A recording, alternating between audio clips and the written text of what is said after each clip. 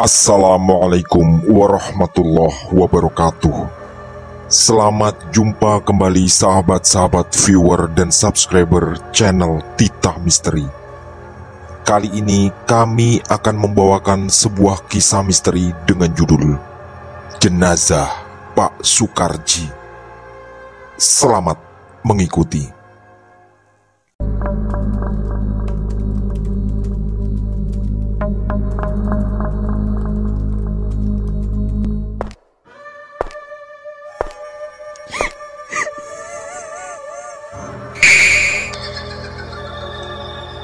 Jangan pernah mengikuti kisah ini sendirian. Jawa Timur 1987. Keletihan luar biasa dirasakan oleh Rinawati hari itu. Tadi siang, dia baru saja pulang dari perjalanan jauh untuk berziarah ke makam sang kakek. Memang, setiap 3 atau 4 bulan sekali, dia selalu berkunjung ke sana walau harus menempuh sekitar 3 jam perjalanan dengan naik bis. Ada kerinduan yang rasanya harus selalu dicurahkan pada almarhum kakeknya. Ketika 2 tahun lalu beliau meninggal, Rinawati mungkin adalah yang paling terpukul. Tumbuh sebagai cucu kesayangan, dia begitu dekat dengan sang kakek. Tak jarang beliau memberi nasihat tentang banyak hal, termasuk yang menurut Rinawati masih menjadi misteri dan belum terjawab apa arti nasihat itu. "Wetonmu Jumat Kliwon, Duk. Hati-hati ya." Begitu ucap Mbah Diman sang kakek suatu hari. Sampai saat ini, Rinawati tak paham apa maksud pesan itu. Walau dia ingat, entah kenapa Jumat Kliwon atau malam Jumat Kliwon memang oleh sebagian orang dipercaya sebagai waktu khusus, yang tentunya berhubungan dengan dunia gaib. Hanya saja Rinawati belum paham. Tapi dia yakin ada sesuatu karena sang kakek terlihat sangat serius ketika mengucapkannya. Malam itu, Rinawati harus bekerja di rumah sakit. Sejak sekitar setahun sebelum sang kakek meninggal, dia diterima bekerja di sana. Dia sangat bersyukur mendapat pekerjaan itu, walau terkadang harus pulang pagi karena mendapat shift malam. Seperti malam ini. Semuanya berjalan seperti biasa, termasuk ketika keheningan malam menyelimuti ruang jenazah. Setelah sempat tertidur sejenak di kursi karena kecapean, Rinawati yang bertugas sebagai perawat jaga sedang merapikan kertas-kertas laporannya dengan perasaan khawatir. Entahlah, sejak masuk ke ruangan jenazah, perasaannya tidak nyaman. Rasanya seperti dulu di awal-awal dia diterima bekerja. Seiring berjalannya waktu dan terbiasa, dia perlahan bisa mengatasi rasa takut beberapa bulan berikutnya.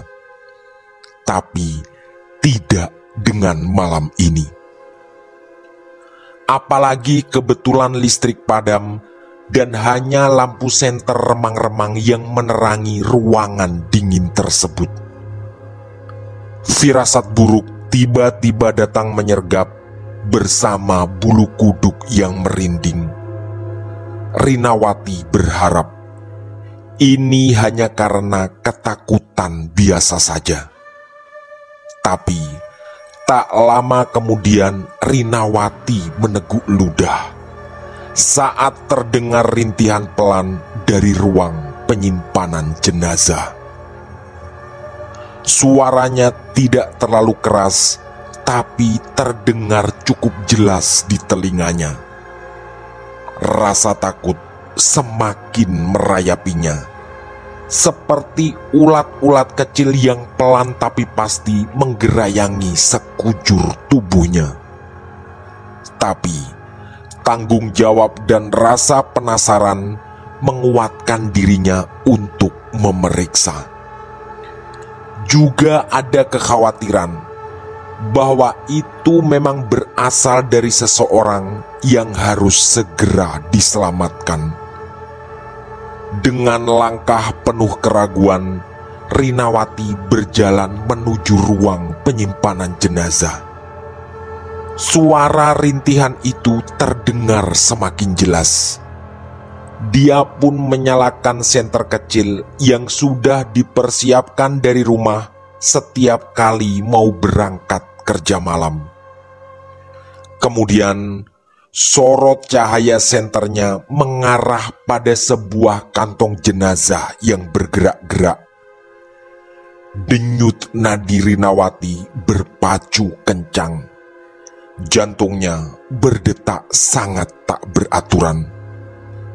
Rinawati bisa merasakan keraguan yang berpadu sempurna dengan ketakutan di hatinya.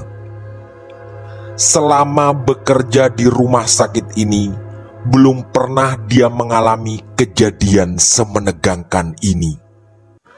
Tapi Rinawati sadar, dirinya harus segera membuat keputusan. Lalu, dengan hati-hati dan tangan gemetar, dia membuka resleting kantong itu. Rinawati pun terhenyak. Di dalam kantong itu terdapat seorang kakek sangat tua yang tubuhnya terbujur. Wajahnya begitu pucat pasi, tapi terlihat ada detak lemah di dadanya. Sang kakek terlihat linglung dan mengerang lirih kesakitan. Bibirnya bergetar demi menyuarakan lirih kesakitan itu. Lalu sorot mata tajamnya ke arah Rinawati, dan terasa sekali sebagai sebuah permintaan tolong. Rinawati merasa pusing dan makin ketakutan. Entah kenapa rasa takutnya justru berlipat setelah melihat wajah sang kakek itu. Rinawati lalu segera menghubungi dokter serta beberapa perawat yang lain, dan mereka bergegas memindahkan kakek tua itu ke ruang ICU. Setelah beberapa lama observasi, dokter jaga menyimpulkan bahwa sang kakek sebenarnya dalam kondisi baik, hanya memang butuh istirahat karena masih sangat lemas. Kakek itu mengaku bernama Pak Sukarji dan tidak sadarkan diri setelah terjatuh di kebun kelapa tadi siang. Keluarganya yang panik membawanya ke rumah sakit dan mengira beliau sudah meninggal. Rinawati mendengarkan seksama kisah memilukan itu. Entah apa yang terjadi, andai suara rintihan kakek itu tak terdengar olehnya. Bisa jadi justru dia akan meninggal karena pengapnya kantong jenazah. Rinawati yang menjadi saksi kunci tentu merasa lega setelah nyawa Pak Sukarji akhirnya tertolong. Dia juga bersyukur atas keberanian yang tiba-tiba datang untuk memeriksa sumber suara meski rasa takut sempat membuatnya ragu. Keesokan harinya, setelah keluarganya dihubungi dan Pak Sukarji merasa semakin sehat, dia pun diizinkan pulang oleh dokter.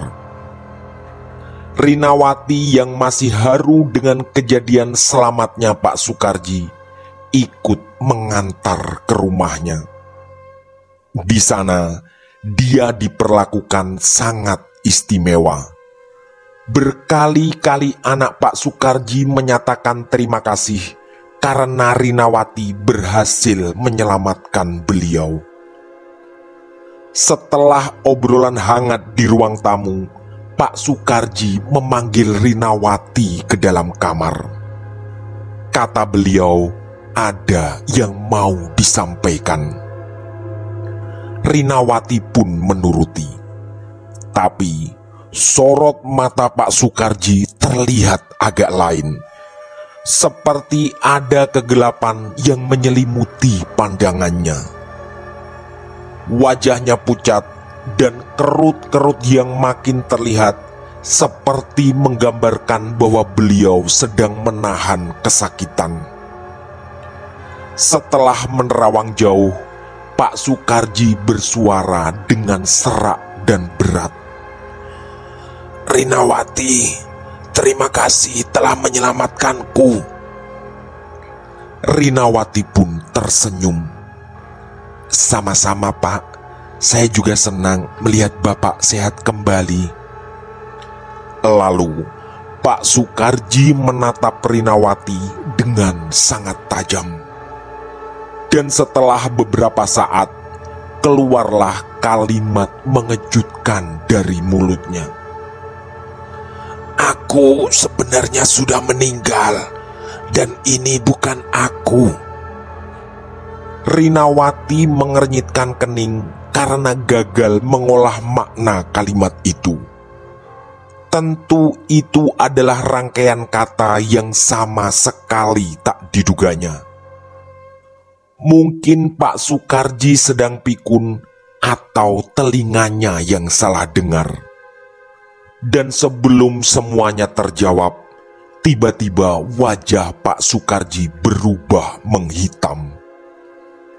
Rinawati tak mampu berkata-kata. Bahkan badannya tiba-tiba terasa kaku dan tak bisa digerakkan. Tepat di hadapannya, sosok Pak Soekarji terbujur kaku.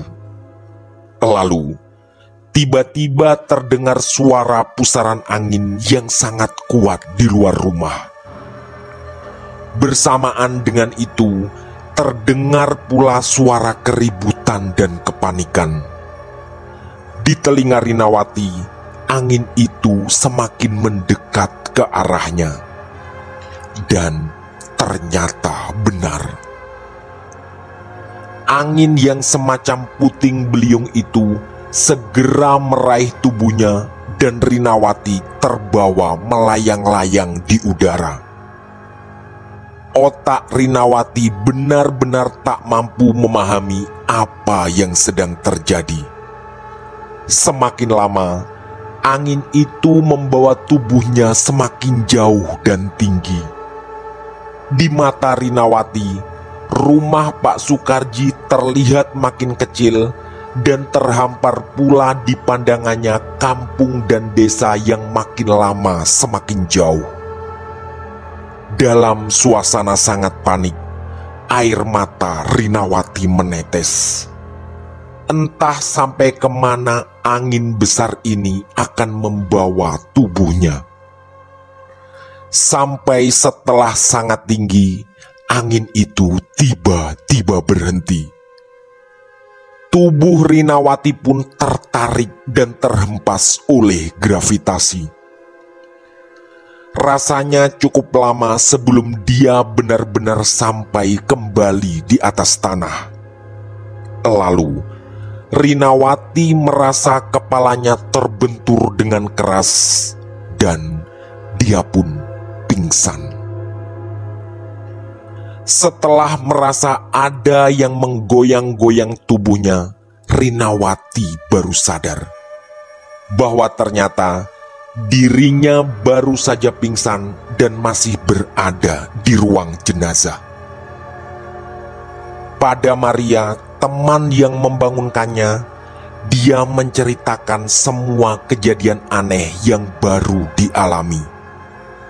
Dan ternyata Maria punya informasi menarik. bahwa memang ada jenazah atas nama Pak Sukarji. Menurut informasi dari keluarganya, dia mempunyai seorang cucu yang juga bekerja di rumah sakit tapi sangat jauh, yaitu di Surabaya, dan tinggal bersamanya di sana. Maria lalu mengatakan pula bahwa jenazah itu masih ada di ruangan. Rencananya besok pagi baru akan diambil oleh pihak keluarga. Malam itu berjalan sangat menegangkan. Dan ternyata Maria pun pernah mengalami hal yang sama yang selama ini belum pernah diceritakan. Bahkan yang terjadi pada Maria lebih menakutkan lagi. Ketika dia berjaga di ruang jenazah, tiba-tiba ada sosok laki-laki berwajah pucat berjalan mendekatinya. Untungnya, Maria masih bisa mengendalikan diri. Setelah melafalkan semua doa yang terlintas, sosok itu tiba-tiba hilang.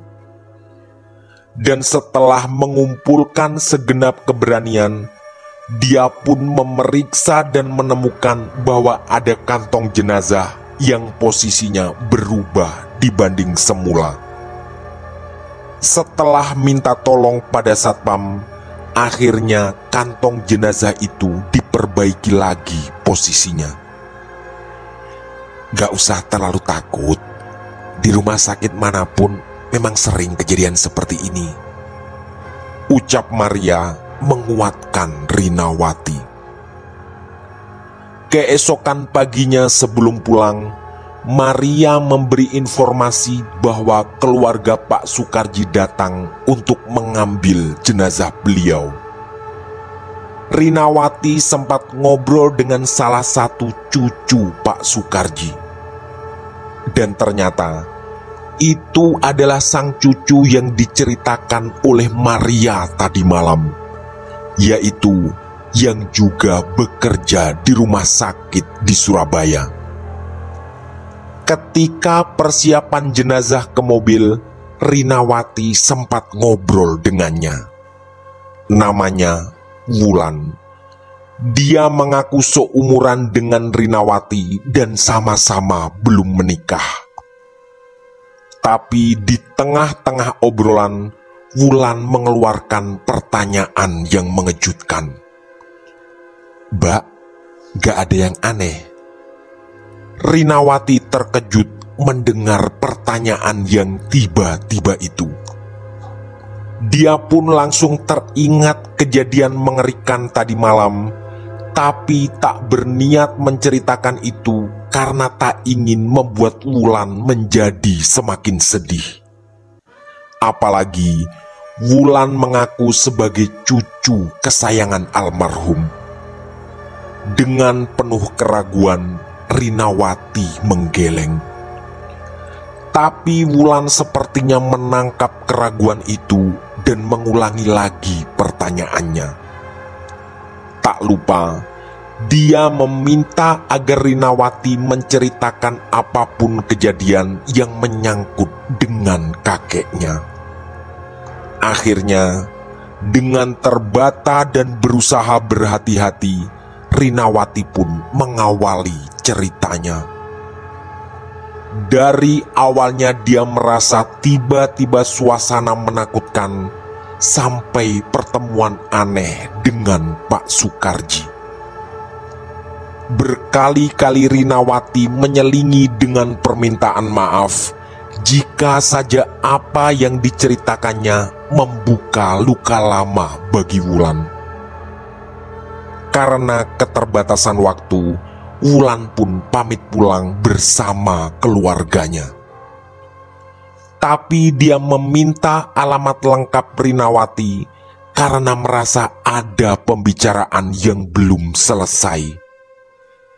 Dengan mengambil secarik kertas, Rinawati menuliskan alamatnya beserta petunjuk arah dari rumah sakit tersebut. Wulan pun pulang dan berjanji akan datang beberapa hari ke depan. Waktu bergulir kembali dan Rinawati terus terfikir tentang Pak Sukarji dan Wulan.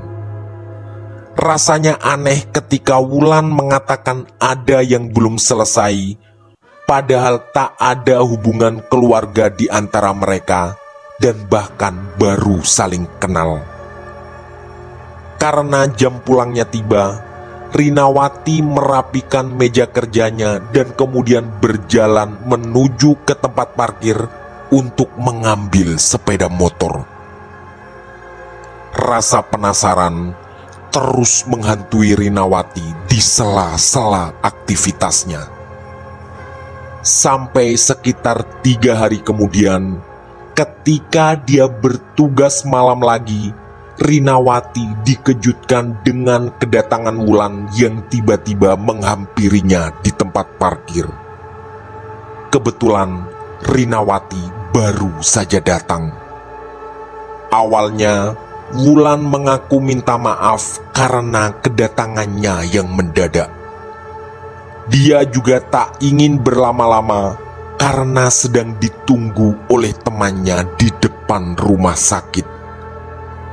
Ternyata Wulan datang untuk menceritakan dan menanyakan sesuatu yang baginya sangat penting. "Maaf Mbak Rina, sampean wetonya apa?"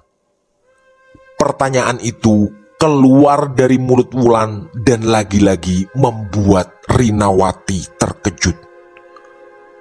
"Saya Jumat Kliwon, Mbak," jawabnya singkat. Wajah Wulan tiba-tiba terlihat menegang mendengar jawaban itu. Kemudian dia berkata bahwa mungkin ini yang dimaksud oleh Mbah Sukarji kakeknya. Beberapa hari sebelum meninggal, beliau berpesan pada Wulan bahwa suatu hari dia akan menemukan seorang sahabat. Dan kata beliau, orang itu berweton sama, yaitu Jumat Kliwon. Lagi-lagi, ini terasa tak masuk akal bagi Rinawati. Mendapat teman atau sahabat baru tentu menyenangkan. Tapi dengan petunjuk-petunjuk aneh menjelang kematian tentang weton atau hari kelahiran dalam pasaran Jawa, tentu sama sekali tak pernah terbayang olehnya. Wulan pun melanjutkan ceritanya bahwa Mbah Sukarji pernah semacam meramal kematiannya sendiri. Beliau mengatakan betapa Wulan adalah cucu yang sangat disayangi, sekaligus menceritakan bahwa kelak Wulan akan bertemu orang yang sangat baik yang bisa dijadikan sahabat. Dan orang itu berweton sama dengan Wulan, yaitu Jumat Kliwon. Rinawati merinding mendengar itu. Cerita tentang weton telah diulang 2 kali oleh Wulan. Artinya, ini benar-benar penting baginya. Walau jujur, dari tampilan Wulan yang sangat ramah, Rinawati sama sekali tak keberatan menjadi sahabatnya. Setelah itu, Wulan memberinya kartu nama. Di sana tertera alamat rumah dan rumah sakit tempatnya bekerja. Tak lupa Wulan berpesan agar suatu saat jika Rinawati ke Surabaya bisa singgah dan ngobrol lagi di sana. Tak lama kemudian, Wulan segera pamit karena mengaku sedang ada urusan dan temannya sudah menunggu di dalam mobil depan rumah sakit. Rinawati mengangguk sambil tersenyum sopan. dan berjanji bahwa ikatan persahabatan ini akan terus dijaganya, walau berawal dari rangkaian kejadian yang sangat aneh. Sepanjang malam itu, Rinawati sering senyum-senyum sendiri. Baginya, kehidupan ini memang penuh dengan misteri. Mungkin peristiwa tentang Pak Sukarji atau Mbah Sukarji memang menakutkan, tapi ternyata membawa pesan penting tentang dia dan Wulan yang semacam dijodohkan dalam ikatan persahabatan. Hari-hari pun berjalan normal kembali. Rinawati punya keinginan kuat suatu saat akan berkunjung ke rumah Wulan di Surabaya. Tentu saja ketika ada waktu luang untuk itu. Sekitar seminggu kemudian, di suatu pagi, Rinawati yang sedang menyapu halaman dikejutkan dengan kedatangan sebuah mobil tepat di depan rumahnya. Begitu ada yang keluar, ternyata adalah Wulan. Spontan, Rinawati pun membuka lebar-lebar kedua tangannya untuk menawarkan pelukan hangat. Wajah Wulan terlihat sangat berbinar. Setelah dipersilakan masuk dan duduk, Wulan pun menceritakan perjalanannya dari Surabaya yang sangat lancar. Ternyata dia menyetir mobil sendirian. Di sini Rinawati juga baru tahu bahwa Wulan berasal dari keluarga yang cukup kaya. Tapi penampilannya yang sederhana dan ramah membuat Rinawati semakin suka pada sahabat barunya ini. "Kok sepirin?" tanya Wulan tanpa menyelipkan kata mbak lagi agar terdengar lebih akrab. Rinawati pun menjelaskan bahwa sejak tadi habis subuh, bapak dan ibunya sudah pergi ke sawah. Rinawati juga menjelaskan bahwa dirinya adalah anak tunggal dan hari ini sedang libur berdinas. Wulan lalu melangkahkan kakinya keluar. Terlihat sekali dia menikmati pemandangan di sana. Kebetulan rumah Rinawati memang terpisah cukup jauh dari tetangga sekitar dan dikelilingi oleh hamparan sawah. Kedua sahabat itu pun tenggelam dalam obrolan yang menarik. Wulan mengaku senang dengan suasana desa yang sejuk dan asri. Tak seperti dirinya yang setiap hari harus berhadapan dengan bising dan hiruk-pikuknya Surabaya. Setelah Rinawati menghidangkan teh, Wulan meminta maaf. Karena sejak pertemuan di rumah sakit ketika menjemput jenazah Mbah Sukarji, baru kali ini bisa datang menemui Rinawati. Rinawati pun langsung terdiam. Tunggu dulu, ada yang aneh di sini. Seingatnya, beberapa hari yang lalu Wulan mendatanginya di tempat parkir rumah sakit, walau kemudian pamit pergi tak lama setelahnya. Rinawati menatap tajam wajah Wulan dan tidak menemukan sama sekali bahwa sahabatnya itu sedang berbohong atau bercanda. Berarti entah siapa yang menemuinya di tempat parkir. Agar tidak mengganggu suasana, Rinawati pun tidak menceritakan hal itu dan terus tenggelam dalam obrolan seru. Ternyata, secara tiba-tiba dan di luar topik obrolan, meluncurlah pertanyaan mengejutkan dari Wulan. "Rin, kamu wetonnya apa?" Rinawati pun tergagap. Bukan karena tak mampu menjawab, tapi karena teringat bahwa ini adalah pertanyaan sama yang ditanyakan Wulan beberapa hari lalu. Setelah beberapa detik berusaha mengatasi kecanggungan, dia pun menjawab Jumat Kliwon. Kemudian kejutan lain terjadi. Ternyata Wulan menceritakan lagi hal yang sama, bahwa Mbah Sukarji kakeknya pernah berpesan suatu saat Wulan akan mendapat seorang sahabat yang berweton sama, yaitu Jumat Kliwon. Karena wajah Wulan lalu terlihat berseri-seri dan merentangkan kedua tangan, Rinawati pun tanggap dan langsung memeluknya. Obrolan kemudian berjalan semakin seru. Dan sekitar jam 9 pagi, Wulan pamit pulang. Tak lupa dia memberikan kartu nama pada Rinawati, yang di sana tertulis alamat rumah dan rumah sakit tempatnya bekerja. Lagi-lagi, otak Rinawati berusaha mengolah peristiwa ini. Semuanya benar-benar sama dengan kejadian di tempat parkir rumah sakit. Dari mulai pertanyaan tentang weton dan berakhir dengan Wulan yang pamit memberikan sebuah kartu nama. Sebelum Wulan benar-benar pergi, kedua sahabat itu pun berpelukan lagi. Berkali-kali Wulan membisikkan permintaan bahwa suatu saat Rinawati harus mengunjunginya di Surabaya.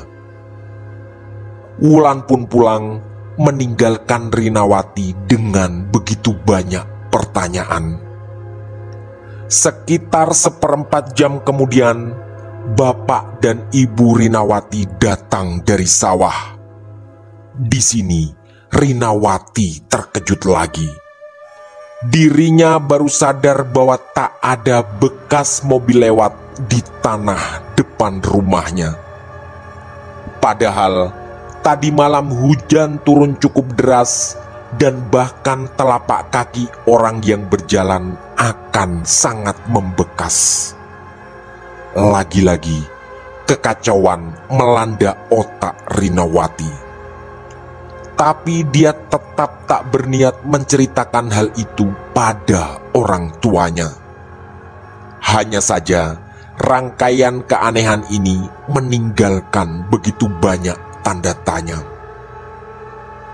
Malam harinya, Rinawati mulai mencoba mencari benang merah dari misteri ini. Yang pertama dilakukan adalah memeriksa kartu nama dari Wulan yang tadi disimpan di dompet. Ternyata kartu nama itu ada, dan bahkan lengkap ada 2. Rinawati lalu teringat bahwa dirinya memang 2 kali diberi kartu nama oleh Wulan, yaitu tadi pagi dan beberapa hari lalu di rumah sakit. Tapi kejadian tadi pagi sungguh di luar nalarnya. Rasanya mustahil mobil yang dikendarai Wulan tak meninggalkan bekas apapun. Hari demi hari berlalu, dan perlahan Rinawati bisa sedikit melupakan rangkaian kejadian itu. Walau terkadang rasa takut dan penasaran masih berkelebat di pikirannya. Syukurnya tak pernah ada mimpi buruk apapun yang mengganggu tidurnya. Termasuk tak ada lagi kejadian aneh ketika dia bertugas jaga di sekitar kamar jenazah. Sampai suatu ketika, sekitar 1,5 bulan setelah kejadian itu, Rinawati harus berangkat ke Surabaya mengikuti pelatihan. Kebetulan dia berangkat dengan Maria. Dia lalu teringat pesan dari Wulan agar berkunjung ke rumahnya kalau ada kegiatan di Surabaya. Jujur, ada rasa takut, tapi penasaran juga tak kalah kuat. Suatu malam, dia pun bersama Maria mencari taksi untuk menuju ke rumah Wulan. Rinawati memang sengaja tak menceritakan kejadian aneh yang dialaminya tentang Wulan, agar Maria mau menemaninya. Sekitar 15 menit perjalanan, sampailah mereka di alamat tersebut. Rumah itu tidak terlalu besar, tapi terlihat cukup cantik dan rapi. Agak masuk ke dalam sebuah gang, tapi tak terlalu jauh dari jalan raya. Begitu turun dan membayar taksi, Rinawati lalu bertanya pada seorang bapak yang kebetulan melintas di sana. "Maaf Pak, ini rumahnya Mbak Wulan," tanya Rinawati sopan pada bapak tersebut sambil menunjuk rumah itu. Bapak itu tidak langsung menjawab, melainkan terlihat sekali dia mengerutkan kening. Kemudian bapak itu justru mengajak Rinawati dan Maria ke rumahnya yang hanya berjarak sekitar 100 meteran. Setelah dipersilakan masuk dan duduk, mereka berdua semacam diinterogasi, terutama dari mana berasal dan ada hubungan apa dengan Wulan. Maria seperti kebingungan dan lalu menatap Rinawati dengan tajam. Tak lama kemudian, Rinawati yang bersuara.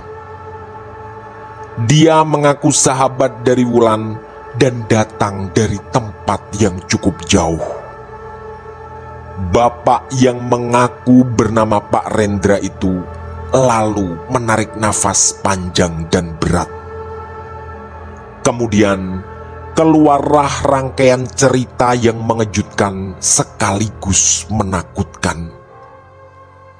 Kata Pak Rendra, rumah itu adalah rumah Mbah Sukarji yang meninggal sekitar 2 bulan lalu. Sedangkan Wulan adalah cucu yang memang menemani di rumah itu. Kedua orang tua Wulan sebenarnya masih ada. Tapi sejak kecil, Wulan memang dirawat oleh kakek dan neneknya. Sang nenek meninggal lebih dulu, yaitu sekitar 2 atau 3 tahun yang lalu. Dan sejak saat itu, Mbah Sukarji hanya ditemani oleh Wulan. Tapi sayang, sehari setelah pulang dari menjemput jenazah sang kakek, Wulan mengalami kecelakaan di dekat Bandara Juanda ketika mengunjungi salah satu temannya. Dan naasnya, Wulan meninggal di tempat akibat kecelakaan itu. Spontan, Rinawati menutup mulut dengan telapak tangan karena terkejut yang amat sangat. Dia lalu teringat bahwa kejadian bertemu Wulan di tempat parkir rumah sakit adalah beberapa hari setelah jenazah Pak Sukarji dijemput. Artinya, ketika itu Wulan sudah meninggal dunia. Juga ketika bulan lalu Wulan datang ke rumahnya sendirian.